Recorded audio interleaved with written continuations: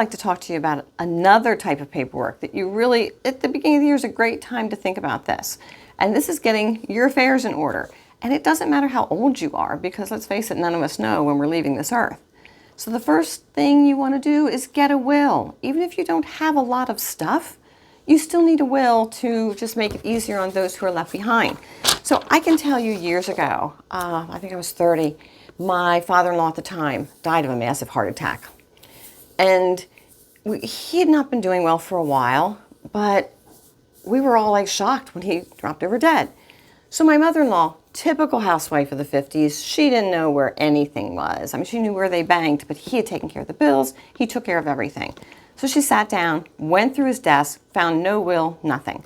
So she had to get an attorney and go through the whole process of having herself named his beneficiary, I guess.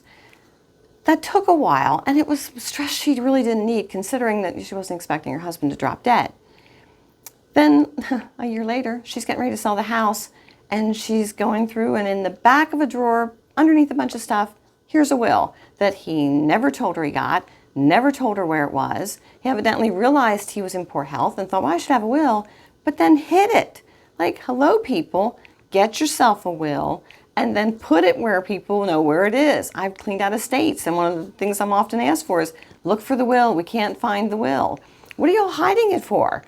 You need to name. And some people don't want to do a will because they don't want to say, well, this person gets this and this person gets that, because they don't want to be the bad guy. Well, guess what? You just create havoc among your family members when you don't have a will. So what else do you need beside a will? Well, a medical power of attorney. Now, medical power of attorney is someone who's making decisions for you, and you say, well, you know, unless I get really sick. No. You could be in, God forbid, a car accident or something and be in a coma or something. Somebody needs to be able to make medical decisions for you. So have someone named, someone you trust, as a medical power of attorney. You also need to have a durable power of attorney. That's someone who can take care of paying your bills, make sure your rent or your mortgage is paid, and make those kind of financial decisions and things for you while you're laid up. Both of those are really important. The other thing is a medical directive. Now, I can tell you when my dad got sick with COVID and we knew he wasn't going to make it, I had a very clear medical directive from him as to what he did and did not want. And it still was excruciatingly painful and is still hard for me to this day, the fact that I had to sign the papers to let him die. And I knew that was what he wanted, and I did what he wanted, but don't kind of put that burden on your family to figure it out because you don't want to make those decisions.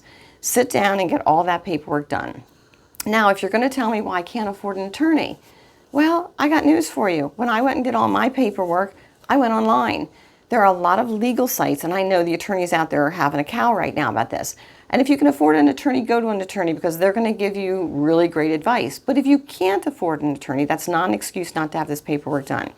Go online. There are a lot of legal sites where you get a 30-day trial period. So you can go on there, sign up. You have to give them your credit card. But then you can sit down and fill out all your paperwork, print it out on your computer, go get it notarized, give it to whomever, or save it, in a spot where people can find it. And then you cancel your membership with the online legal people. It works. It works really well. Also, if you want to find a place to store things, get yourself one of those little tiny fire-safe lockable boxes. You can find one on my Amazon page. I have one listed on there. But go on there, get one of those boxes, keep all those documents there, and let your family know where it is. Because really, if you think you just don't want people to be upset with you or you don't want to make these decisions, you are causing all kinds of headache and pain for your family to have them make the decisions that they don't know whether or not that's what you want. And in the case of a durable power of attorney, like seriously, if you're laid up and no one has a power of attorney to pay your bills, they have to go to court to get that. Don't put your family through that.